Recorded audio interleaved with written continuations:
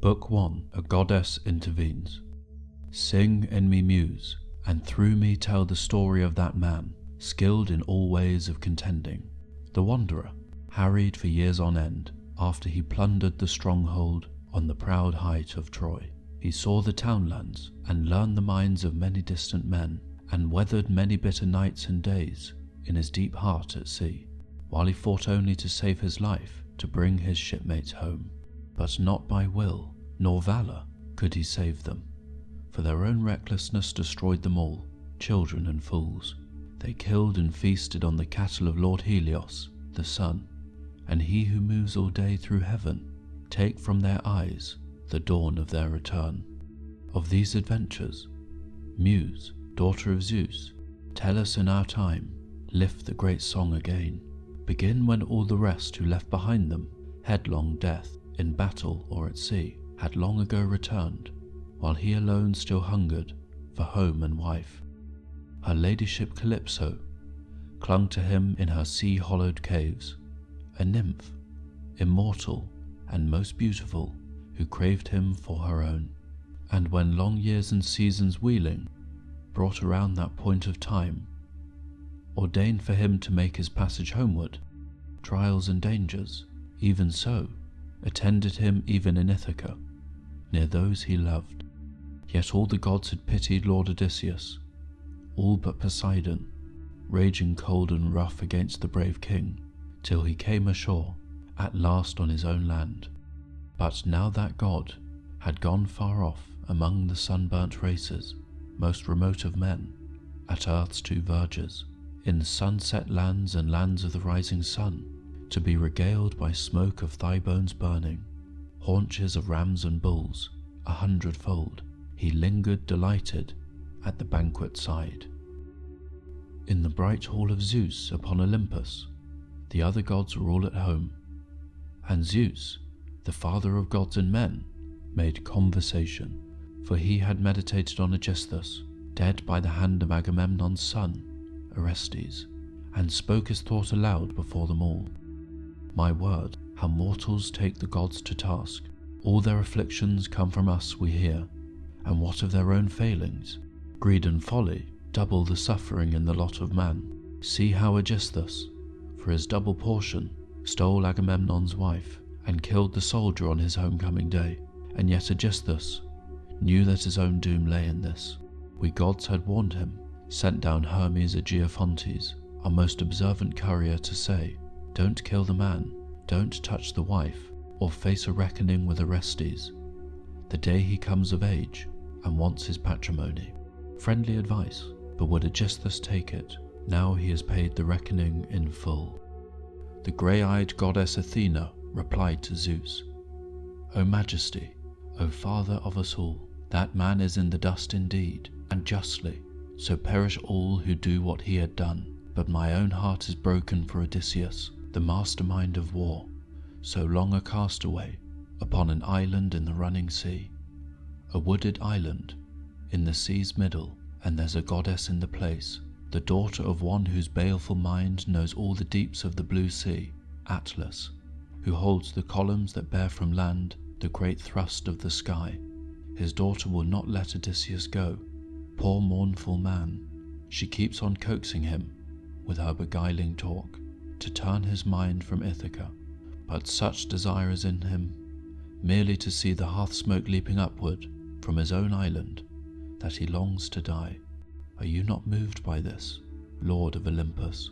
Had you no pleasure from Odysseus's offerings beside the Argive ships on Troy's wide seaboard?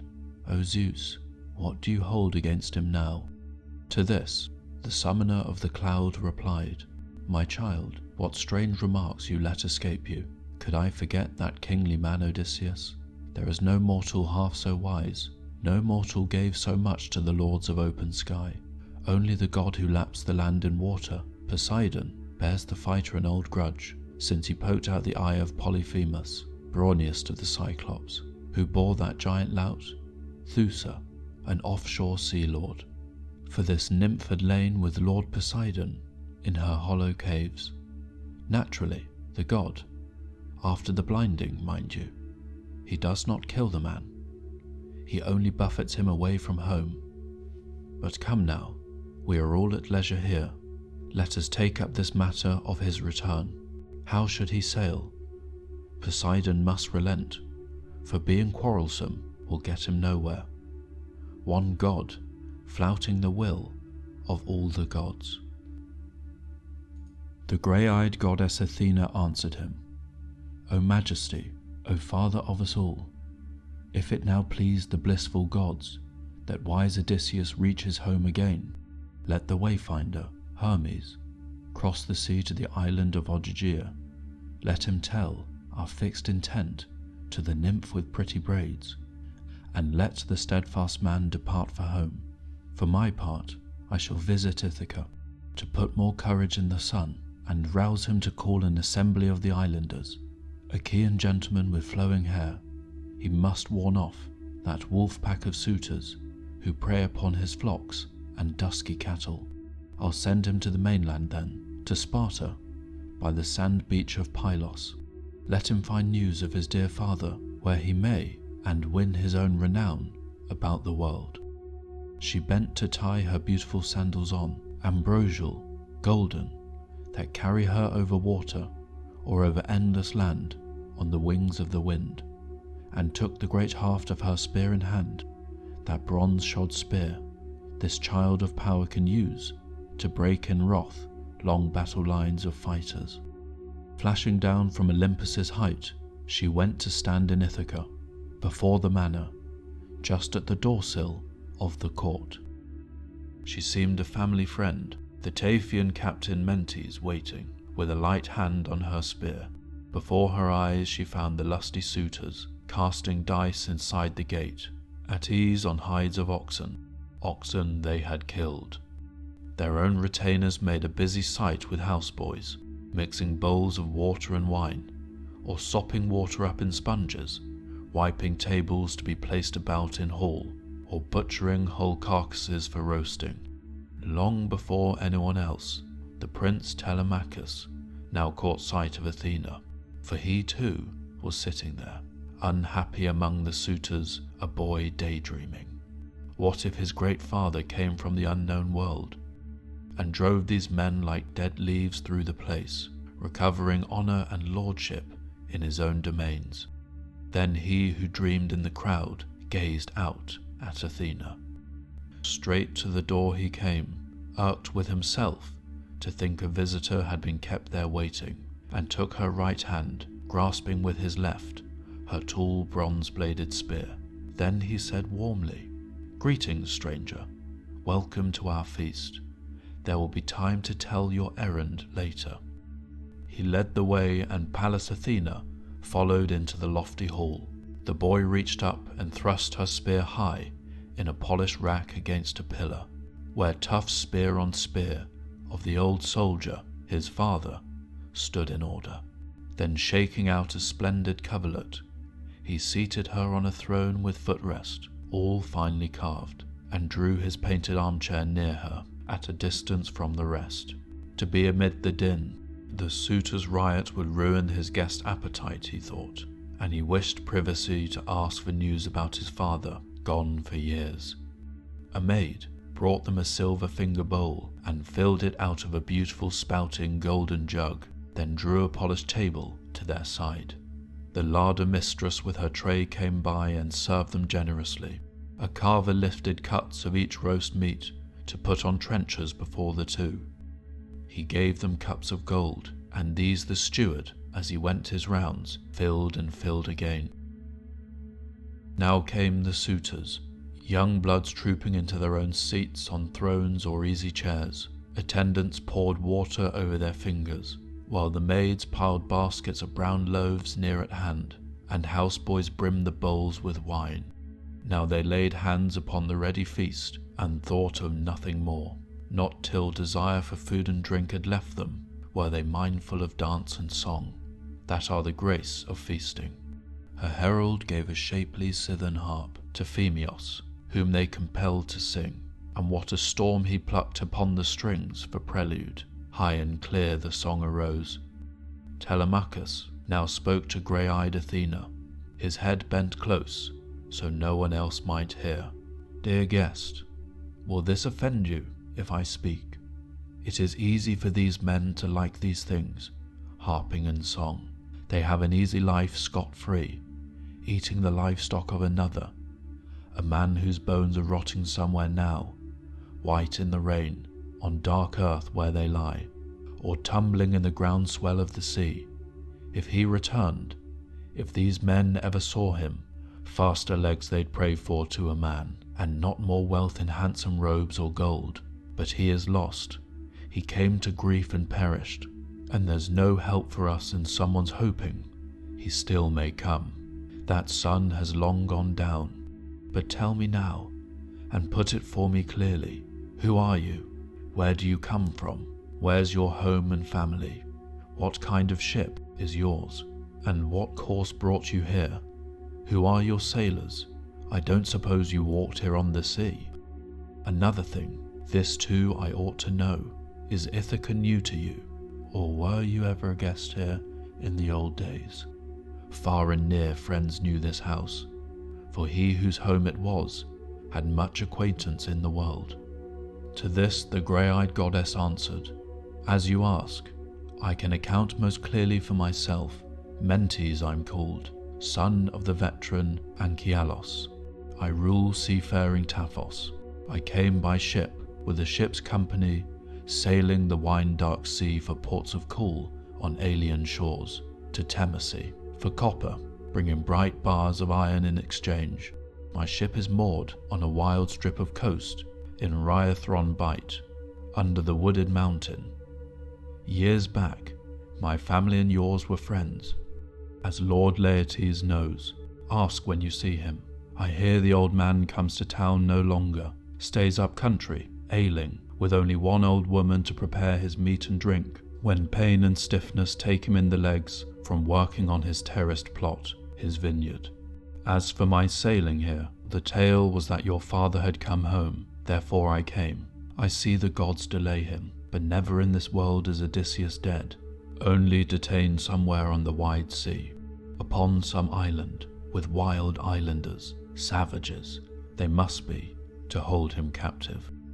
Well, I will forecast for you, as the gods put the strong feeling in me. I see it all, and I am no prophet, no adept in bird signs. He will not now be long away from Ithaca, his father's dear land. Though he be in chains, he'll scheme a way to come. He can do anything. But tell me this now, make it clear to me. You must be by your looks Odysseus's boy, the way your head is shaped, the fine eyes. Yes, how like him. We took meals like this together many a time, before he sailed for Troy, with all the lords of Argos, in the ships. I have not seen him since, nor has he seen me. And thoughtfully Telemachus replied, Friend, let me put it in the plainest way. My mother says I am his son. I know not surely who has known his own engendering. I wish at least I had some happy man as father, growing old in his own house, but unknown death and silence are the fate of him that, since you ask, they call my father. Then grey-eyed Athena said, The gods decreed no lack of honour in this generation. Such is the son Penelope born in you. But tell me now, and make this clear to me. What gathering, what feast is this? Why here? A wedding? Revel? At the expense of all? Not that, I think. How arrogant they seem, these gluttons, making free here in your house.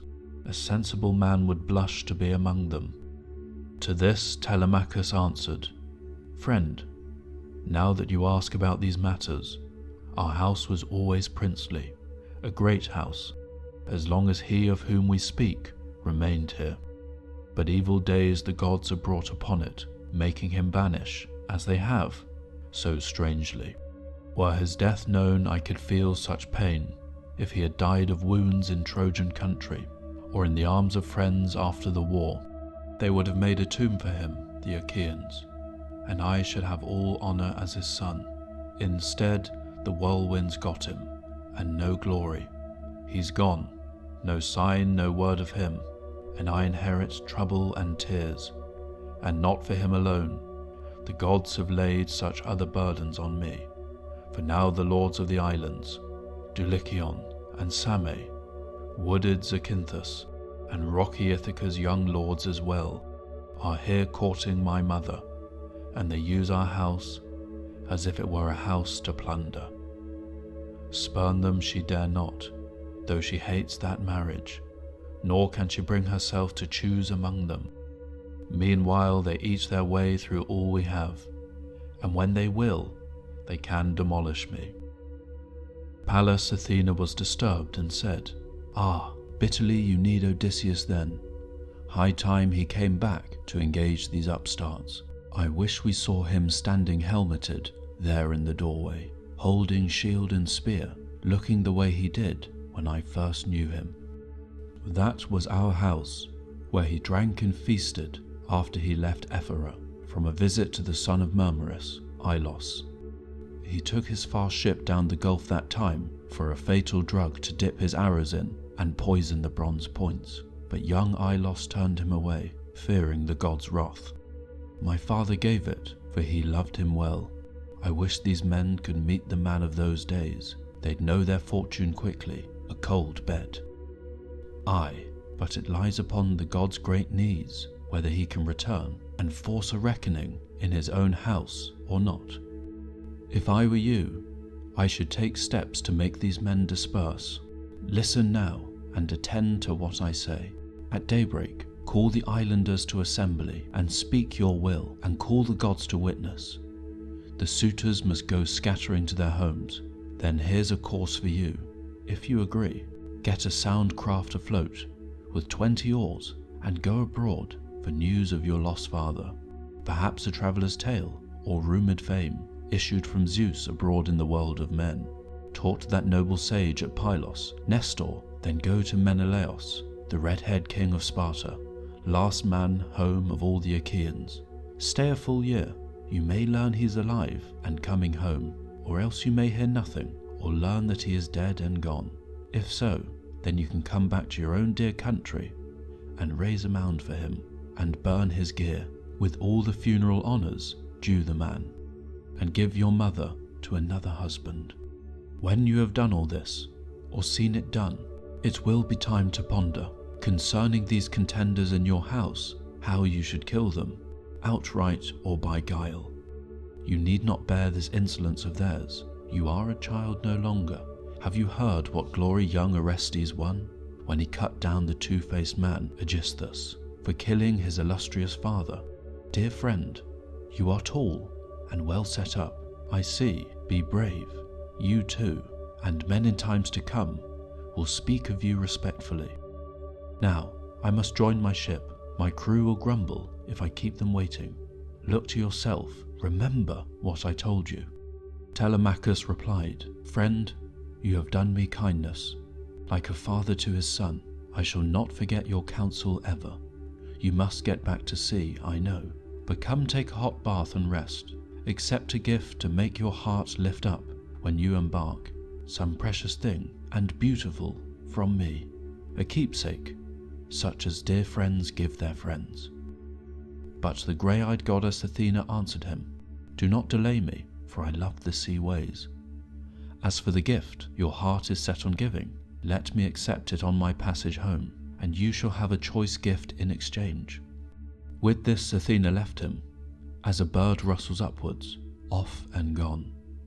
But as she went, she put new spirit in him, a new dream of his father, clearer now, so that he marvelled to himself, divining that a god had been his guest.